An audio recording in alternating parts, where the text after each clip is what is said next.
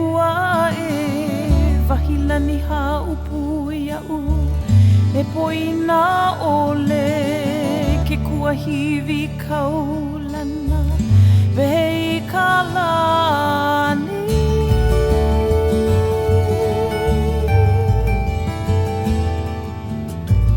o ka wahi kie loa ho pale hua e pamai ana ka makani.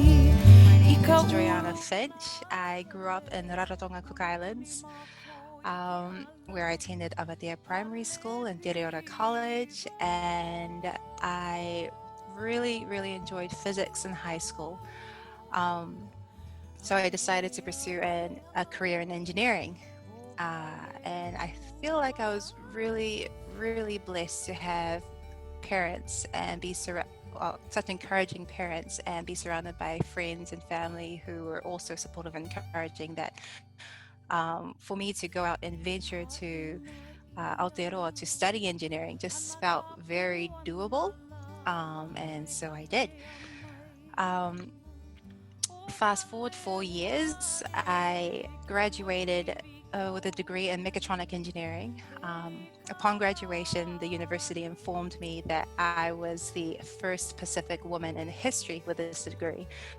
So that's kind of a testament to how little brown faces are present in that discipline. My first job out of uni, I was a laser machine operator at a sheet metal company I was very thankful for that job. In fact, my boss told me that I was the fastest laser machine operator that he'd ever employed. I told him that he could thank my Samoan genes for that because I needed great strength and speed to pull off all of those sheets the way I did. But after a couple of years there, I decided I wanted to get into automation, which is really what mechatronics is about. So I happened upon a company called BCS then. Today they're known as Daifuku Oceania. And there I began my entire engineering career with them, and I've enjoyed every part of it. These days, I am a stay-at-home mom, still working as an engineer part-time and remotely. I'm very blessed that my employer is flexible that way, especially during a time like this. I've recently been appointed as a ministerial appointee to the Engineering Associates Registration Board. So beginning a career in governance, something that I hadn't planned, but I'm keen to explore. And even more recently, I've just released my first STEM book for children, which has kind of been a project in the making for the last couple of years. Even more excited about that. But hi, that's me. So, and this is a question that comes up all the time because it's a fairly new discipline compared to your traditional engineering disciplines. Mechatronics is a mixture of software, electrical, and mechanical engineering. So of all the engineers, mechatronics engineer is most likely to have the overall view of how a project will work because they understand how all the disciplines will fit together. So mechatronics engineers usually progress to become managers because of this, because they know how all the areas are integrated together. For me, I chose mechatronics engineering just because I enjoyed all the different disciplines and I couldn't really let any of them go. But it does mean that I now can be quite flexible in my career because I know a bit of everything. And it also means that if I wanted to do a product myself, I would know how to come up with a design. I could do the designs, I could build it, I could program it, and then it's a one-stop shop, basically. Wow. And I think that's what attracted me most to it was, you are the most able because you cover quite a broad range of disciplines. So in my employment, Yeah, it's kind of hard. I've kind of specialized either in software or electrical. 'Cause again, that's that flexibility you have as a with a mechatronics degree. You can specialize in your employment, um, but well, this is the flexibility it gives me. It gave me. I started in my company as a electrical draftsman, so I know how electrical circuits work, and so I would produce electrical drawings for the engineers that go onto site to wire things up. Um, and from there, I progressed to be a low-level controls engineer. So those engineers who I used to produce drawings for, I was now the one receiving the drawings from the drawing department and going onto sites, connecting things up, and then programming the machines to work with the devices that we've connected all together. So the electrician would know how electricity works and knows how to check voltages, but they wouldn't know how to program a machine that runs on electricity, you know. So the low-level controls engineer, I guess, is quite close to mechatronics because they do the power calculations and the electrical circuit design. Then they go on site, plug everything together. So you've got the physical machine built, and then they have to go into the brain of the machine, the PLC, and program that and actually give the smarts to the machine. And then from low-level controls engineer, I then progressed into a SCADA engineer, which involved a lot more scripting. So I backed away from being, hands-on, and became more software and in macros and scripts in the background. And so the ability to move through those different roles is because I have a mechatronics degree. At first it felt like a big deal, not to diminish the achievement. But I remember on my first day of uni, actually, my dad came to New Zealand to drop me off because I moved straight from Rarotonga to come to study in university. So I hadn't lived in Auckland before, and it was all big and new to me. Wow. And so my dad was dropping my 18-year-old self to school. And my dad dropped me off to uni on my first day, and I remember seeing the University of Auckland campus and feeling like I was in the movie in one of those American colleges, and it was just big compared to the islands. I mean, I came from tropical beach and shorts and jandals, and then we came here and it's just big buildings, big crowds, different people. And I remember feeling like a little girl again, not really wanting dad to go, which was funny. And then I walked into the engineering faculty by myself. Wow. Big girl by myself. And I became more aware of how little brown faces were present because it's predominantly New Zealand European, Asian, Indian, you know. Funny, and I was walking around on the first day, and then I heard this, "Hey girl, psst, girl." And of course, I turn around, and there's the island boys in the corner. It's like, oh my gosh! All of a sudden, wishing I was alone. But there are our brown faces there in engineering, and they bring with them the brown humor, which we all need. So that made me feel very comfortable, and I really appreciated that. But yes, studying mechatronic engineering, I absolutely loved it. There was so much to learn. So all the new information was something that I thrived on. I also really enjoyed meeting the other people that weren't, Pacific Islanders, and seeing how different they worked and how different they thought. Yeah. And a lot of us are really, really good friends, and I just study with them and study overnight with them, and even not study with them. We go and do social things, and they're fun. They're different. but they're fun and they're good. Everyone's good, and I think most of the people there in engineering are kind of in the same boat. Yeah. Everyone's feeling a little pressured, everyone's feeling nervous, and I think everyone just kind of has a different way of showing it depending on what culture you're from. Yeah. And so once I realized that, it was just enjoyable. You know, there was lots to learn, new people to meet, lots to learn about new cultures as well. Yeah. And if ever I was missing home, I had the South Pacific Island Engineers Group spies to go to, and you know, they're always up for a good time. Oh no, I was really big into dolls. Yeah, I probably had too many dolls. But just because you're into dolls, I don't think it doesn't mean you can't be.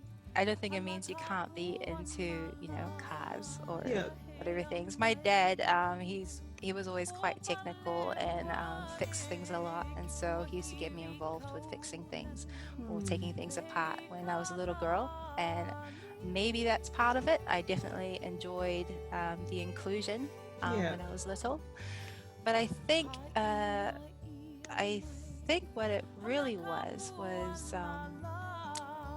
when I was in physics, and I was really enjoying the content and learning about sciences and, you know, big formulas that explain why things happen, and a new world of science that was invisible to the eye, and why this color is that, and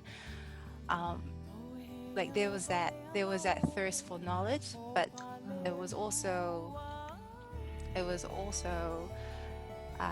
the idea of engineering and being able to build and create was just so appealing to me, because I love being a creative. I mean, in Rarotonga, I was mainly an artist with like paint or flowers or costumes and things like that. But to be able to build a machine or tools, I saw that a career in engineering could provide that for me, and so that was what I wanted to pursue.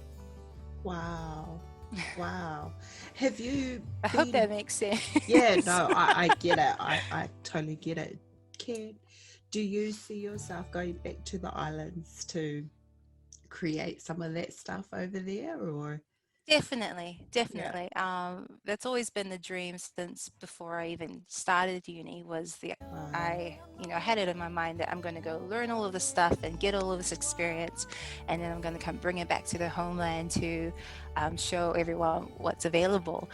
My husband and I talk a lot about soon becoming based back in the Cook Islands, and it's always been kind of a dream of mine to set up some kind of tech workshop for kids after school, just because there's so many smart Polynesian kids. You know, every Polynesian engineer I've met has been like my favorite, the engineer I want to hire, because they are clever, and I know that there's a lot of those kids in the islands, and they're most likely not pursuing a career in tech because it hasn't been presented to them as a possibility.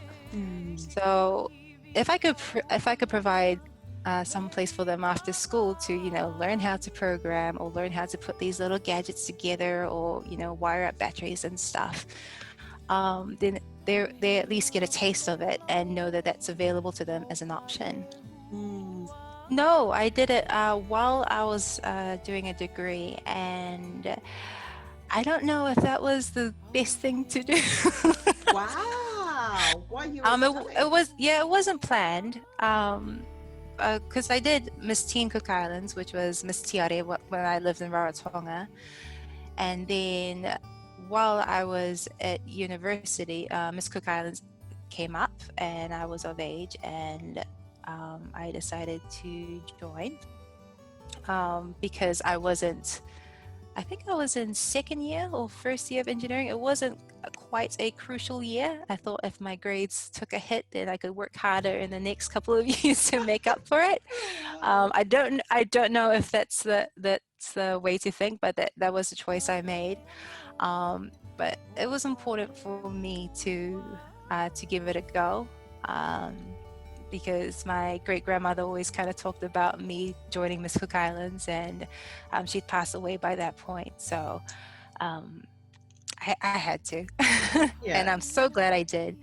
Um, there's a lot of misconceptions about beauty pageants, I believe, because everyone thinks there's a certain type that should go for a beauty pageant, and they only do certain things.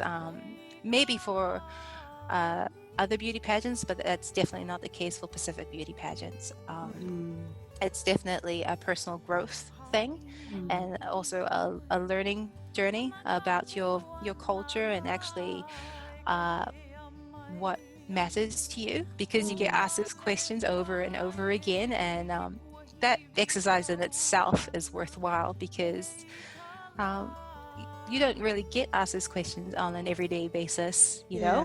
Yeah. but when you're put on stage in front of thousands of people, those are the questions they ask, and you better know your answer.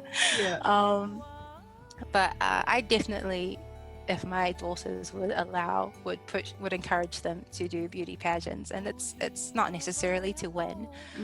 It's really just to get out of your comfort zone. I haven't seen anyone suffer from being in a beauty pageant. I've only ever seen girls come out more confident, come out of their shells. Even the ones that don't place, they just get so much out of it. So it was, it was a no-brainer to do Miss Cook Islands while I was studying. But then because I did well in Miss Cook Islands, I then had to compete in the Miss South Pacific, which again I didn't plan, and that had to happen a couple years later. Wow. So that, again, no regrets. I'm so happy I did it. The juggle was a bit of a struggle between that and uni and anything else I wanted to do or try out in between. And I think that was my biggest struggle in uni, actually, was myself, was learning to prioritize and make these decisions. I'm happy I did those pageants. Yes, there were other things that other opportunities that I also chose to do, that I also don't regret doing. But like featuring in Siona's wedding and trying out some modeling and doing some other short films, because I was hungry to try out all these opportunities that were available, especially now that I was in New Zealand. But I didn't quite know how to manage my time, so I would often procrastinate with uni and leave things last minute, and then just die before the deadline. Die and curse and cuss and just make it over. And I must have angels with me, because the grades stayed well, and just my mental health suffered a bit, I think. But I think learning to prioritize according to what's important to you is a life lesson that everyone needs to learn. And I'm still learning it now that I'm a stay-at-home mom and trying to do engineering and be a board member. It's just oh gosh, prioritization is key. Yeah. But it's necessary, especially if you're trying to get a lot done. There wasn't I couldn't do engineering otherwise. It just seemed natural to come to the University of Auckland to do an engineering degree. I looked for any scholarships offered by the Cook Islands that were available, but there weren't any available for engineering at that time. Maybe because there wasn't demand enough for it, and I considered changing the degree so that I could, align with a scholarship. Yeah. But I couldn't. I really wanted mechatronic. I mean, I didn't actually know about mechatronics by then. I just knew engineering. I really wanted to be an engineer. So I took on a full student loan to do it. But student loans all paid off now. Yay! So that's a thing. That's a thing of a past. Not that the debt hanging over my head. It's just a testament to how not hard getting a degree is. A lot of people think that going to university and getting this degree is this huge thing that they have to get all of these stars aligned and all these ducks in a row to make happen. And actually, no, like I did it in the worst case scenario, which is no scholarships, no grants, full student loan, and it's fine. You just, you get the degree. I think an important thing to note is, I think it's good to get a degree, yeah? And I think anyone who wants to get a degree or wants a career to just go and do it, because the system's been set up for you. They've made the application process easy. There's all sorts of grants and scholarships available, and there's support networks set up everywhere. So basically, if you want to do it, do it. My point is, if you're not sure and if you don't want to do it, don't do it. or at least give yourself some time. It's a lot of debt to take on just to kind of muck around. Yeah. And that's and I've seen people do that and regret it and take on multiple student loans and still not be sure. Like if you're not sure, there's no harm in taking a couple years off and working a bit and then going later to uni to specialize in in something that you want. And there's a lot of people that do that. A lot of people who come to uni and they're a few years older than the class, but no one really cares. You're all there to learn the same thing. You've all got the same learning abilities. In fact, those people who have been in the workforce and then gone to uni, they're more hungry for the information, and so they use their time more efficiently, and they don't muck about. They have a plan, and so just don't be afraid of that option. Lucky that these opportunities come my way, and I've done a bit of work with Coconut TV, and with the Cook Island News and yourself, and there's some other podcasts coming up. I used to belong to Future in Tech, that organization. So there would be a group of us, Future in Tech ambassadors, and we'd go around to schools and talk at their assemblies just about what we do and encourage them to STEM. I really enjoyed that. I enjoy interacting with the kids one-on-one.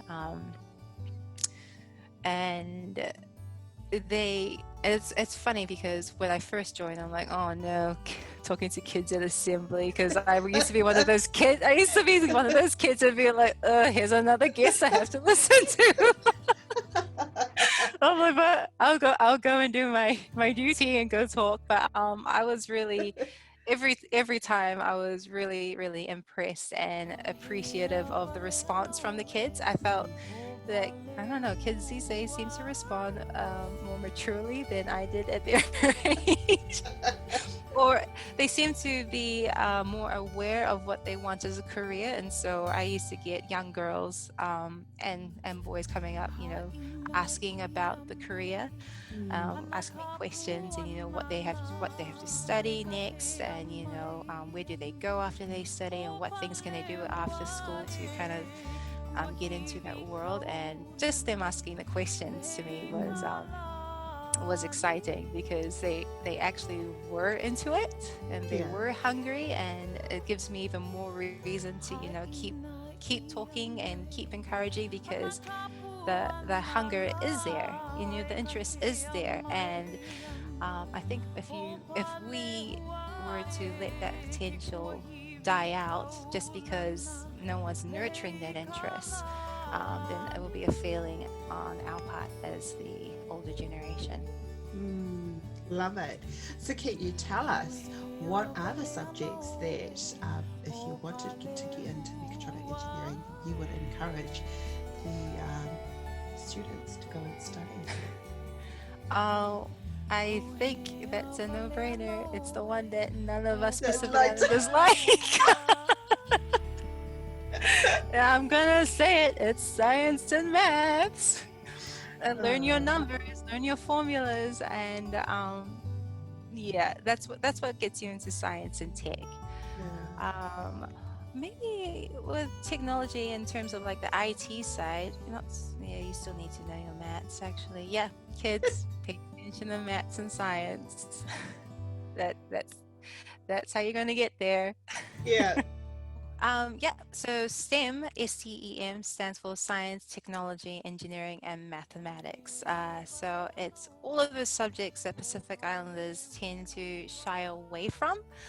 Um, I'm not too sure why. I don't know, maybe we don't really obviously apply it in our traditional worlds, like in our tropical homes. So it seems like a different world for us. Um, but engineers, scientists, researchers, IT geeks, all those people to do with tech and science are thrown into this big category called STEM. And out of STEM comes, all of the exciting Elon Musk things that you see on TV. So going to the moon, going to Mars, all of your iPhones, your TV, this broadcast, it all comes out of STEM and people within STEM developing and coming up with new technologies and new ways to do things. And I personally believe that, if you're going to live in this world, it's a technological world that we live in, whether you like it or not. It seems a bit silly to be able to have an iPhone, which I suspect a lot of your viewers do, or a Samsung or whatever, have a big TV, drive a car, and use all of these technologies and not understand the basics of how it works. I mean, it seems a bit strange to at least ignore it. But on top of that, I think I have this belief that we're in the age of convenience. We're in the age where it is so easy to consume, to be a consumer, because everything is, at your fingertips. And I don't think that's a bad thing. But I think being solely a consumer is a bad thing. For the soul, for the vairua, I think you, in order to grow as a person or live a balanced life, a fulfilling life, you have to create. You have to put back into the world, and whether that's through song and dance or art or writing or whatever. With me, it's through STEM, and I'm sure that goes for everyone who's involved with STEM. They're creating new technologies to help people, or to make things easier, or to make something an experience more enjoyable. Or they're creating new vaccines or new tools to help and put back into the world. And I think that it's important to make that realization as an individual, that you need to find a way personally to create and put back into the world. Everyone has something to offer, everyone. And that's actually something that I started learning late in life, and I'm believing more and more that life is about people and relationships, because everyone around you, whether they know it or not, has something to offer. And if there's something that you want to do, just do it. Like in today's environment, it's never been easier to do something. You have the internet, you can tap into the knowledge base of so many other people who are experts in what you want to do. You can look at things that inspire you. You can share your things and be inspired. And when you share, there's going to be people who support you and people who critique you. And I think that is one point that I would like to make, is to value criticism. I think I was asked a question about critics and the haters, and this is going to sound terrible, but I don't think I have any haters. That is terrible. I know if they do, then they haven't made themselves known to me.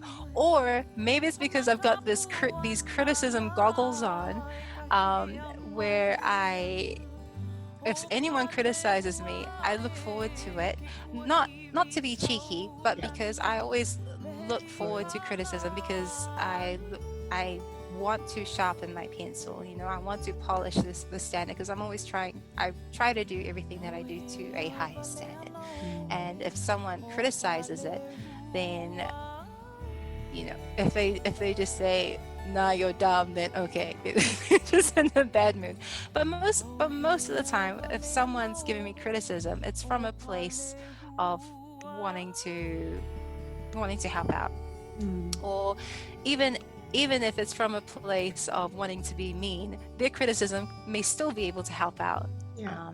Though I haven't met too many people that want to be mean. Advice to the young people is just go for it.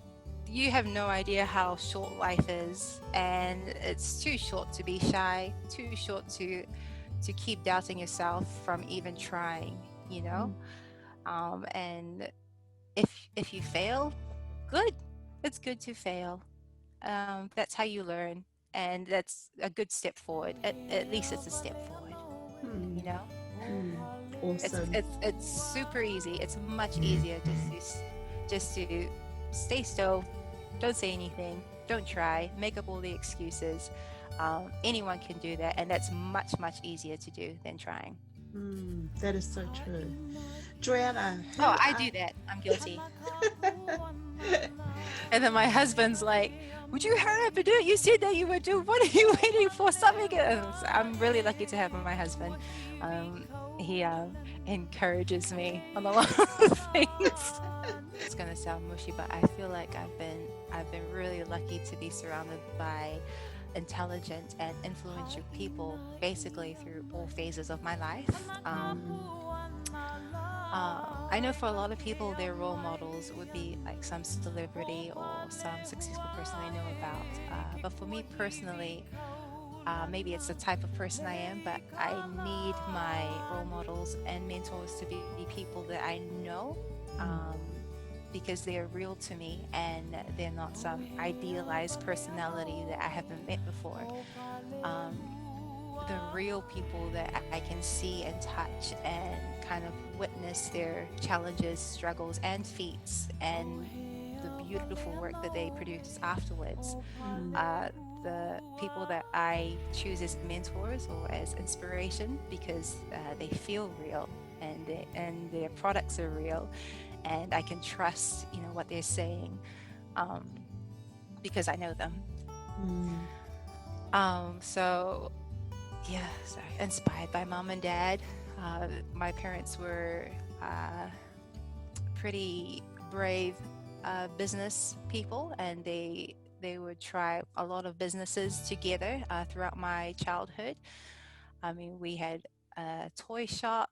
Actually, Dad started off selling T-shirts at one point. Then there was a toy shop, and then there were multiple video stores, and then we moved into Black Pearls, and now more recently, partly because of the COVID-19 situation, they've started up a beauty spa.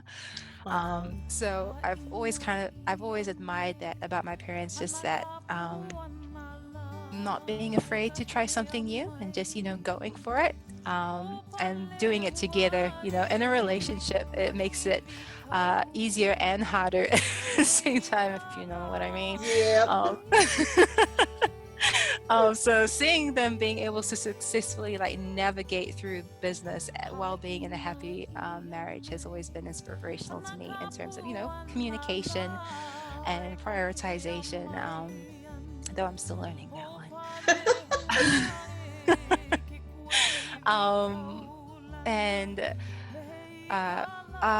My auntie and uncle in Rarotonga have always inspired me when it comes to making something beautiful. My auntie was a florist, and her husband, my uncle, an artist. And whenever I needed something beautiful to be made, or for a project or performance or whatever, I could count on them to just be over the top. It's something that's world class for them, and no matter no matter what level event it was a world-class product, and I've always looked to them for kind of that artistic inspiration. Um, oh gosh, yeah, sorry, the list could go on, but currently, my mentor, and has been for a few years now, this is gonna sound super cheesy, is my husband. I hope he doesn't watch this video. um, and like all the reasons he is my mentor are the reasons I fell in love with him, you know? My mentor and inspiration. He's very intelligent. He is very confident in himself. He is very objective, and this is something I hadn't quite encountered before meeting him, because I'm quite used to my family's personalities being quite polar. You know, you're either for something or for not, and if you're not in agreement with somebody else, then it's a big argument or debate. But with Ruben, he is very, very objective, so it's very easy to flesh out an idea with him. He's shown me this new way of communication, and just, you know, not losing my temper when someone disagrees with me, because it's not about that. It's about getting to the solution or the truth. Wow. Yeah, so, you know, he's opened my eyes to this, and so we can have these conversations, and I've learned to be open to being wrong or to having my mind changed, because it's not about me being right, you know, in project management or a product design or anything really. Dinner. It's not about me being right. It's about what is the best outcome. Yeah. And so he's really sharpened my communication that way. And but most importantly, he's taught me to kind of have more faith in myself. Actually, throughout my career as an engineer, because he's been there from the beginning. We were dating in the beginning. Yeah, not quite. Didn't have children yet. But he was behind the scenes, pushing me to go to an interview, or pushing me to, you know, agitate for a promotion, or encouraging me to take on the next role or another project, even though I felt I wasn't ready. And there were times where we would, you know, really argue about it, and I didn't like him pushing me, but he knew that I could. He's kind of, every time he's pushed me to do something that I thought I wasn't ready for, it turned out I was, and only good things have come from it. So he's kind of taught me to have faith in myself and operate that way, and to step forward even when I don't feel like I'm ready, because I think the step of faith is the first part of being ready. You know, and I think the deeper you get into the world and your career and learning about people, is you find a lot of people aren't ready, and just everyone reacts differently, and everyone has, you know, poker faces, and you just have to be confident in your learning abilities. And even though you may not have accomplished an achievement before, it doesn't mean you won't do it in the future, and you can step forward in faith towards that accomplishment. So this is why he is also my mentor. Yeah. He's a lovely Kiwi man, part New Zealand Māori, part New Zealand European, and funny, we actually met in town. but at first I told my parents that we met in church, but I think they know now that we met in the club. And he's a mechatronics engineer. I'd already graduated by then, and he was a returning student. So, you know, those students that I was talking about? Yep. So he'd already done his first degree, and gone out into the workforce, and decided he wanted to be an engineer, so he was going back to do engineering. But yeah, so he did the degree much more efficiently than I did, because he knew exactly what he wanted and what he wanted to get out of it, and there was, you know, no wasting. when I first became a mom. So the birth of my first daughter, Yeah. Zarina. She's 3 years and a bit now. Um, I immediately started looking for science and tech books for babies because I wanted her to understand, the world that her father and I enjoy so much. Wow. And I also wanted her to, have the opportunities available to her in STEM if she wished to pursue that career. So I'm like, yeah, let's start her now. I mean, we talk about, we teach her the ABCs and animals and counting and colors. Like, why not start with science? So surely there's some science books for babies out there, and there were. I had a look online, and there was lots of options available, which I was quite excited about. So being a new mom, I ordered them all. Bought the lot. Should have tested one out first, because she wasn't interested. And it's not like she didn't like reading, because I read a lot of books to her, and sometimes baby books with no words, and sometimes older books with words, just because she likes hearing you talk. But these science books, she just she was like, nah. I was like, oh my gosh, my baby hates science. Wow. How could that happen? But no, I think it was the contents of the books, and it didn't matter which author I was getting it from.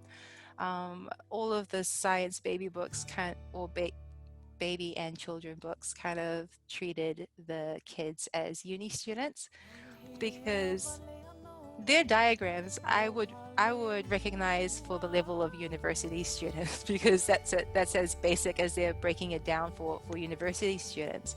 Wow. But those seem to be like the same kind of level of diagrams for these baby books. I mean, they're in the nice pretty pastel colors and everything, but it was still, this is a free body diagram, and this is a force, and this force is gravity, and this is a ball of mass, and this mass is denser, and this mass is not as dense. And it's just like, I get it, Yeah. but there was no reason for my daughter to want to get no. She's like, what? And I'm like, oh. So as she got a bit older, I started I made up this character called Buzz the Electron to try to explain to her what electricity was, because she was asking about the light bulb. And I was like, oh, well, there's this electron called Buzz, and you know what an electron is? And she's like, no, I don't know what an electron is. I'm like, wow, the electron is so tiny, and they run through the wires. Have you seen the wire? She's like, yeah, I've seen the wire, because she's seen her father and I wire things up sometimes. She's like, well, Buzz runs through the wires and through the switches when you turn them on, and he goes through the light bulbs, and bring, the light bulb lights up, and then he goes back down through the wires and through the kettle, and that's why the kettle's boiling. She's like, really? I'm like, yeah. She's like, wow. And it was really nice seeing her get excited about it, but it's just me making stuff up on the spot. And then I thought, well, why isn't there that option available for parents who kind of want to introduce science topics to their kids, the fun option. And so I told Ruben, and I regretted it straight away, like, oh, I'm gonna write science books for Bubs. And he's like, that's a great idea. And then a year later nothing had happened, because you know what it's like being you just want to sleep. Can I just sleep, because the kids are sleeping now? But it was a New Year's resolution this year to just to get it done, and I did, because my husband was aware of my resolution, so I had to get him off my back. And I'm so glad I did, and the response has been amazing. Everyone's even the non-Pacific people have been emailing me saying thank you so much. This has been fun to read to the kids. I made it rhyme, which is harder than I thought it would be. And I'm like, oh no, I've set the precedent for all the other books to come. I have to make it rhyme. I'm like, oh my gosh. Why'd I do that for? But it really does help, you know, if you're going to read it a million times over to your kid, it helps if it rhymes. And that way it kind of sticks in the It mind, you know? sticks. Yeah. Yeah, it Yeah. sticks. Yeah. And so you got kids kind of reciting this poem about Buzz the Electron and how tiny he is and how he gets excited with volts and he Wow. loses volts whenever he passes through devices. And it's been phenomenal, and it's kind of taken me by surprise actually on how excited everyone has been to receive it. Yeah. Because originally at the beginning of the year the goal was just like, just get the book out there, just get it out there. And then once I got it out there, like everyone was like, woof. Wow. It just took off, and I was like, oh good, oh, I gotta keep it up. Yeah. I'm gonna keep going, and get straight away everyone's like, oh, when's the next book, when can we buy the series? And I'm just like, oh, and my husband's like, you better do it. I will. I'm so excited about this stuff, and just the idea of potentially having these books in the Pacific influencing our young children. Yeah. Because you know, originally I was just thinking of my Zarina and now my Allura, and you know, getting out there for, you know, whoever feels like it.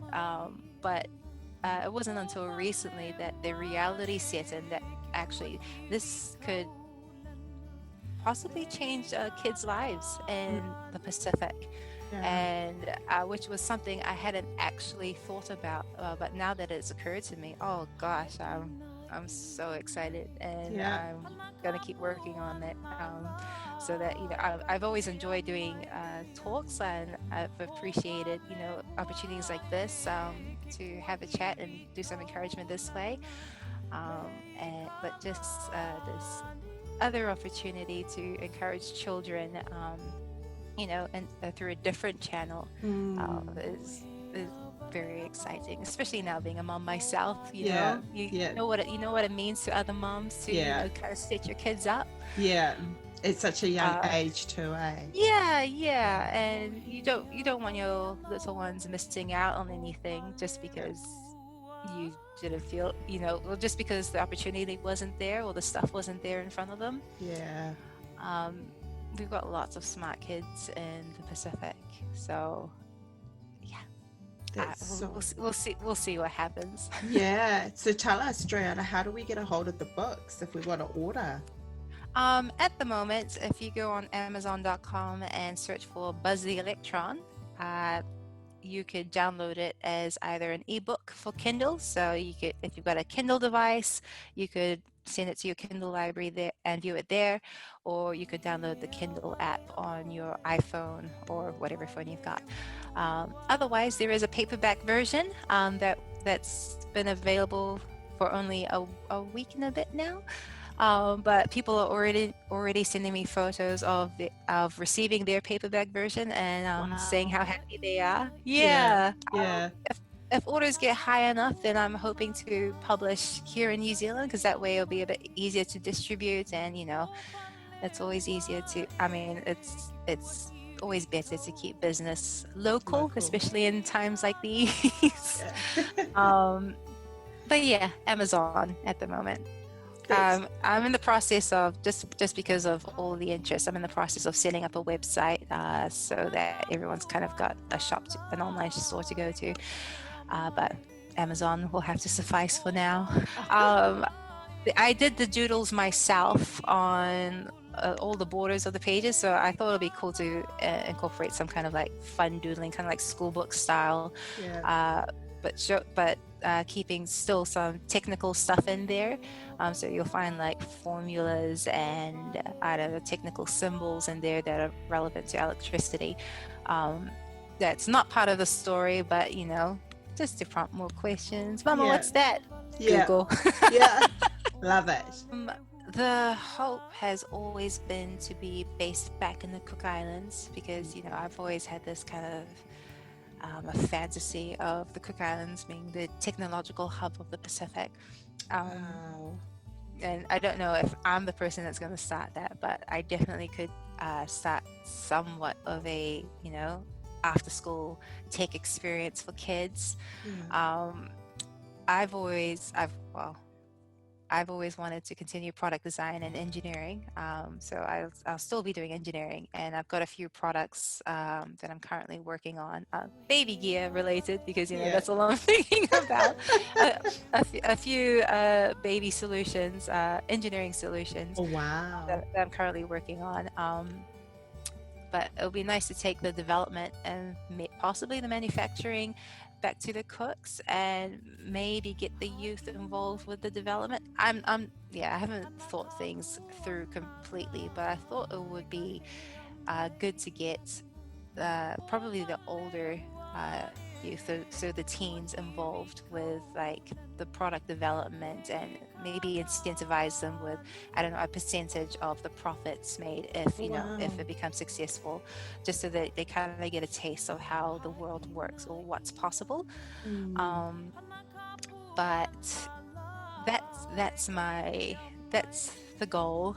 But I've learned over the last few decades to be open to to new opportunities, not necessarily things not it's not plans failing, it's more opportunities presenting themselves and plans changing. But at the moment, that is the plan and the hope. Oh, well, I'm excited. I'm going to be watching out for whatever it is that you're going to be doing. Thank you. I'm also excited. Yeah, I think you'd be lovely to have as a guest speaker around youth, children. You just have so much wisdom and so much education. I think I've learned so much wisdom. I am a bit of a talker though, so I'm sorry. I'm a bit wary of ranting on. It's just, I don't know, I feel like I have so much to share because I've learned so much from so many good people. So I'm so sorry if I've probably spoken too long, because whenever someone asks me a question, just like all these ideas like I gotta say all of these pearls of wisdom that I've picked up along the way. And if we're talking about Pasifika females, because that lesson that I learned from being with my husband that I spoke about earlier, where you step in faith for yourself before you actually believe in yourself, is actually a really hard thing for women in general, I believe.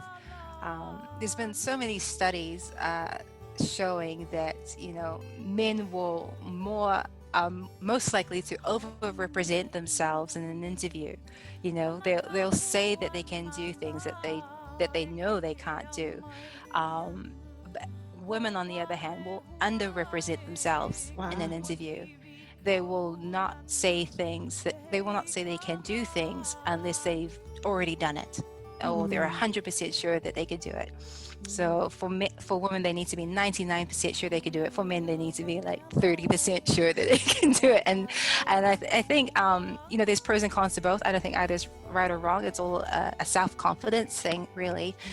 And I think in terms of a career, or really just trying anything new, it's a barrier that us Pasifika women face, is to step forward in faith, in ourselves,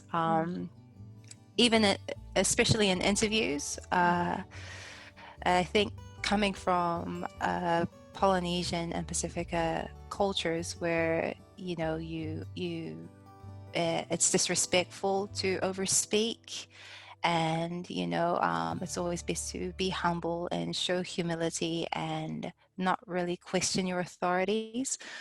I think those are all very valuable things to have, but in your career or your workplace environment, you need to find a way to respectfully question your authority. So I think the two can exist, and that's what we need to realize, is you can question the authority and be respectful at the same time. just don't let that fear or that barrier keep you from progressing forward, or putting your best self, the best version of yourself forward, because you're not wanting to overstep anyone's boundaries, or you're not confident in yourself. You need to have faith, and you can still do it respectfully and humbly. But I think it's a push for us Pacific women to have that faith, and say we can do things and step forward towards doing that thing before we actually believe we can do that thing. I think that's it's a thing to learn. I think the person who's always told me I'm not good enough is myself. I'm always and I'm positive that that's most Pacific women. It's just like, oh, I'm not ready, my product's not ready, I haven't studied enough, I haven't trained enough, or I haven't done enough practice. It's just just do it. No one's ever held me back. And if all the women are wondering, because I get asked this question a lot, it's a man's world in engineering. None of the men have held me back. They've always been very supportive and encouraging, and they love women in the workplace because we all bring different things to the table. And I think as women we should be supporting women. I found that if anything, I found that it's usually other women who may be potential obstacles in your pathway, on your career path, maybe because there's a bit of competition viewed, or I'm not too sure, or maybe just that's the nature of us women. We think a lot, and sometimes we tend to overthink things, and so and we're emotional, and being emotional, don't get me wrong, it's not a bad thing. Being emotions are good, and they're strong, and they're powerful, but you need to know when to use them and when not to. And for example, in the workplace, don't get over emotional over talking, over some technical criticism, because what's the point of that? How else is your code going to improve if you're not willing to listen to some criticism?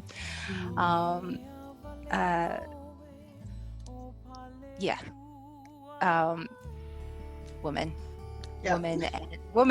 and other women, I think we're more likely to clash with each other rather than women clashing with men. And I think it's more of an onus on other women to support women, because I think the men, they're supportive. They are.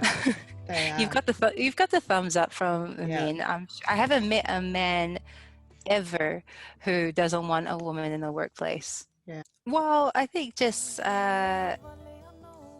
exposing them to the subjects, pointing out things, or getting them to ask questions. I think that's the key, and that's not just for STEM. That's for life in general.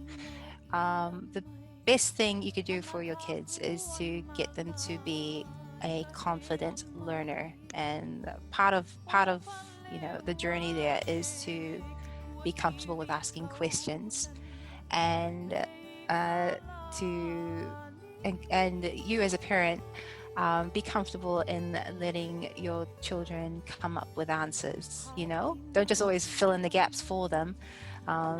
Encourage their creativity, or encourage the wheels to turn in their head. Usually the kids who always are asking questions on how things work, and why does this happen, usually do end up in STEM and sciences, because they've got kind of the logical way of thinking. But outside of STEM, it's good to be a thinker and to have questions, and to be okay with having questions. it doesn't mean you feel dumb. That's that's the worst thing you can do for your kids, is let them feel dumb. You know, if they have questions, that's a really, really, really good thing. And the sooner they learn that having questions and not having the answers is okay, and that's part of them learning. And when they become comfortable in their learning ability, then that helps them with that step of faith I was talking about, where you'll step towards something before you actually know you can do it, because you're comfortable with your ability to learn things. And you don't know you can do that specific thing, but you know that you can learn to do it. And so that is my belief. Encourage your kids to be confident learners. I really think what you're doing here is good. It's good work, and I hope it does well. Ha'ina ia mai, ana ka puana